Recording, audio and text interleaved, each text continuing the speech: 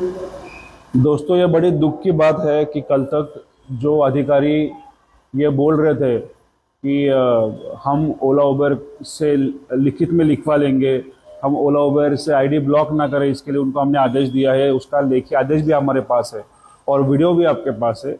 आज वो अधिकारी उस हर एक चीज़ से मुकर रहे हैं।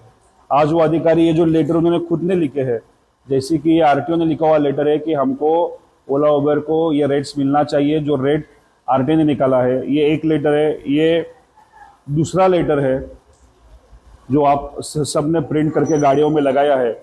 ये तीसरा लेटर है खुद आयुक्त साहब का, जो उन्होंने हमको दिया था कि आरटीओ की रेट लागू है।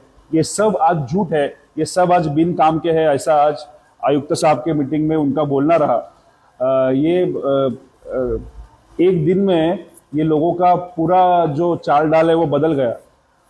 इसके खिलाफ हम लोगों ने जो तय किया था वो आंदोलन भी हम लोग आज नहीं वो नहीं कर सकते बंद का आंदोलन, क्योंकि दूसरा जो जाल बुना गया है, जो मैंने आपको सुबह बताया कि ये कोर्ट का ऑर्डर है और कोर्ट ने बोला है कल माननीय हाईकोर्ट ने कि हम लोग बंद नहीं कर सकते, और हम लोग बंद करते हैं तो हमारे ऊपर कड़े एक्शन ली जाए, ऐसे पुलिस को डायरेक्शन दिया है। क्योंकि ये दलालों ने उस तरह से झूठे मुकदमे बनाए हैं, आपके पास भी उसके ऑडियो वीडियो है, मेरे पास भी है। तो ये सब लोगों ने मिलके झूठी पिटीशन कल हाईकोर्ट में डाली है और बिना हमको पूछे, बिना हमको हियरिंग दिए हमारे अगेंस्ट, हमारे खिलाफ ये निर्णय आया है कि हम लोग बंद का आंदोलन ना करें, हम लोग बंद में लोगों को सहभागी होने को ना बताएं। इसके खिलाफ हमारे भी जो वकील है वो हाईकोर्ट जाएंगे। उसका प्रोसेस चालू हो गया है। और ये जो ऑर्डर है, जो गलत इन्फॉर्मेशन माननीय कोर्ट को इन्होंने प्रोवाइड की उबर को, और जिसके वजह से ऐसा निर्णय आया है कि हमको हमारा जितना पीसफुल हम आंदोलन कर रहे हैं वो हमारा संवैधानिक अधिकार है, उसको रोक लगाने की कोशिश ये उबर कंपनी ने की है झूठी इन्फॉर्मेशन कोर्ट के पास देके। तो हम कोर्ट को भी बताएंगे कि ये सब गलत चीज़ें हैं। हम उनको प्रूफ देंगे कि किस तरीके से हम लोग शांतिपूर्वक पद्धति से आंदोलन कर रहे थे, और जो भी चल रहा है, जो भी गलत इन्फॉर्मेशन दिए उससे गलत पिटिशन एक ही दिन में, मतलब एक दिन में कोर्ट में ये गए हाई कोर्ट में, एक दिन में उनको लगेज रिलीफ भी मिल गया। आज के सब पेपर में है कि हमको बंद करने की अनुमति नहीं है, और करते तो हमारे कार्यकर्ता के ऊपर केसेस डाले जाएंगे। ये जो मैंने आपको बोला कि ये पूरा जाल, ये जो दलाल लोग मिलके, ये कंपनी और भ्रष्ट अधिकारी मिलके बुन रहे थे, तो शायद से कल ये ऑर्डर आने के बाद से इनका कॉन्फिडेंस बढ़ गया है और इनको लग रहा है कि अब ये लोग बंद नहीं करेंगे तो हम लोग इनकी बातें क्यों सुने। बंद तो हम लोग जरूर करेंगे जब ये हमारा कोर्ट का ऑर्डर, जब ये साबित हो जाएगा कि झूठी इन्फॉर्मेशन दी है उबर ने। और मैं ऐसी आशा करता हूँ कि 2-3 दिन में हमको भी रिलीफ मिल जाएगा। हमारे वकील कोर्ट में गए हैं, तो आंदोलन तो आगे चलता रहेगा। किस तरीके से चलना है इसके ऊपर हम लोग फिर से एक बार साथ में बात करके सहमति बनाएंगे। एक 7 दिन हो गए मैं खाली पेट भागदौड़ चल रहा है, थोड़ा मुझे भी कुछ चीज़ें समझने में अभी थोड़ा सा दिक्कत आ रहा है, क्योंकि खाली पेट ज़्यादा सोच विचार नहीं कर सकते, थोड़ा दिमाग कम काम करता है। तो हम लोग एक बार फिर से मिलेंगे और डिस्कशन करेंगे। कई सुझाव है, मतलब अगर बंद नहीं कर सकते तो मोर्चा निकाल सकते हैं, और मोर्चे में हम सब लोग, हमारे सब घर वालों, फैमिलियों को लेके उस मोर्चे में हम लोग शरीक हो सकते हैं। और ये जो पॉलिटिशियंस हैं उनको बता सकते हैं कि इतने बड़ी तादाद में आपके वोटर्स हैं और आप लोग हमको ऐसे लाइटली नहीं ले सकते। ये अधिकारी हमको ऐसे येड़े में नहीं निकाल सकते हैं, हमसे झूठ नहीं बोल सकते। हमको भी पॉलिटिशियंस लोगों को ही दिखाना पड़ेगा जो राज करते हैं, जो सत्ता में है। और एक ऐसा भी सुझाव है, अब हम उसके ऊपर वोटिंग लेंगे, पोल लेंगे कि हम सब लोग उत्स्फूर्त से उबेर एप्लीकेशन के ऊपर बहिष्कार डालेंगे, जिसने झूठी इन्फॉर्मेशन देके हमको हमारा बंद, जो हमारा उत्स्फूर्त बंदा, ये हमारा संवैधानिक अधिकार है, वो करने से रोका है। तो ये भी सुझाव कुछ भाई लोगों ने दिया है। हम लोग इसके ऊपर ऑफिशियली फेसबुक पे या सोशल मीडिया पे वोटिंग लेंगे। आप सबको जो लगता है वो हम डिसीजन फाइनल करेंगे। मोर्चा कब निकालना है वो भी हम लोग तय करेंगे। आप लोगों से बात करेंगे, डिस्कशन करेंगे। और ये ऑर्डर जब क्लैश होता है, जो गलत इंफॉर्मेशन उबर ने देके हमारे अगेंस्ट सिक्योर किया है, तो उसके बाद हम लोग बंद भी करेंगे और आगे बंद भी चलाएंगे। लेकिन कोई भी गलती जो इन्होंने जाल हमारे लिए बुना है, उसमें ऐसा हमारे से कुछ होना नहीं चाहिए कि माननीय न्यायालय का अवमान हो और हमारे कार्यकर्ता के ऊपर या हमारे ऊपर झूठे केसेस लगे और ये हमारा लड़ाई खत्म ना हो जाए। इस चीज़ के भी हमें सावधानता से हमें आगे बढ़ना होगा। मैं आशा करता हूँ कि जो एकता हमने बनाई है वो एकता और मजबूत दिन ब दिन होती जाएगी। ये जो सब झूठ का खेल जो नंगा नाच चल रहा है, ये आप सबने आंखों से देखा। परसों जो अधिकारी बोल रहे थे कि मैंने एक दिन का समय दिया है ओला उबर रैपिडो को, लेकिन अभी तक उन्होंने मुझे आंसर नहीं दिया और आज बोल रहे कि मैं कुछ भी नहीं कर सकता उनके खिलाफ। ये सब मिली भगत है, ये सब पैसों का खेल है ये, लेकिन हम हमारे एकता से तोड़ेंगे। मैं आप सबसे निवेदन करता हूँ कि आप लोग ज़्यादा भावुक ना हो और जो भी हमारा फैसला है वो हम लोग सब सामूहिक रीत्या लेंगे और तय करेंगे। अभी तो फिलहाल आज के लिए रुकना ज़रूरी है, क्योंकि जब तक मैं शांति से बैठता नहीं हूँ, फ्रेश नहीं होता, तब तक आगे की बातें मुझे लगता है थोड़ा सोचना मुश्किल होगा। जल्दी ही आपसे मिलूंगा, हम लोग आगे वार्तालाप करेंगे।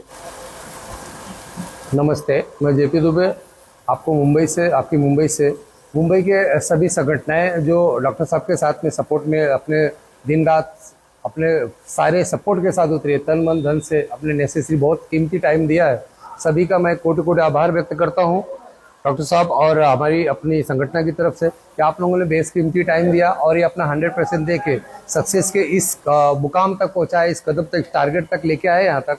अब यहाँ से सारी चीज़ें पारदर्शिता के साथ हो रही है। अभी भी हम लोग transport commissioner of Mumbai, Maharashtra में जो में खड़े हैं, मुंबई में है, जो ट्रांसपोर्ट कमिश्नर का हेड ऑफिस है, वहीं से हम लोग ये आप लोग के बीच में बात कर रहे हैं। तो सारी चीज़ें पारदर्शिता के साथ है। मैं अपने सभी चालक भाइयों से कहना चाहूँगा कि किसी भी अफवाहों पर ध्यान नहीं देना है। किसी भी चीज़ों के बीच में अगर कुछ भी है, अगर आपको समझ में आ रही है तो ये पूरी तरह से पारदर्शिता के साथ हो रही है। ऐसा अभी तक किसी भी तरह से जितने भी आंदोलन हुए हैं, जितने भी सक्सेस हुए हैं कि वह अनसक्सेस हुए हैं, इस तरह से पारदर्शिता के साथ हुआ नहीं था। अभी तक क्या होता था कि पर्दे के पीछे होते थे, एक लीडर आके बोल देते थे, उस पर पूरी जनता, हमारे चालक मालक सुनते थे। लेकिन आज हमारे चालक भाई ही हमारे लीडर हैं और डॉक्टर साहब के साथ में पूरा बेसकीमती टाइम दिए हैं। अब आप समझ लीजिए, टीटवाला बदलापुर अंबरनाथ से लेके पनवेल न्यू मुंबई से लेके, मैं खुद पसई पालघर से हूँ और हमारे मुंबई के भी हैं और न्यू मुंबई के भी हैं, सारे चालक भाई भी हैं। ऐसा कुछ नहीं कि यहाँ पे किसी को इग्नोरेंस किया गया है या एटीट्यूड में डॉक्टर साहब ने उनको लिया नहीं है साथ में। सभी साथ में है, कदम से कदम साथ चल रहा है और सारी चीज़ पॉइंट टू पॉइंट मालूम पड़ रही है और सारी चीज़ें एक दूसरे की एडवाइस से आगे बढ़ा जा रहा है।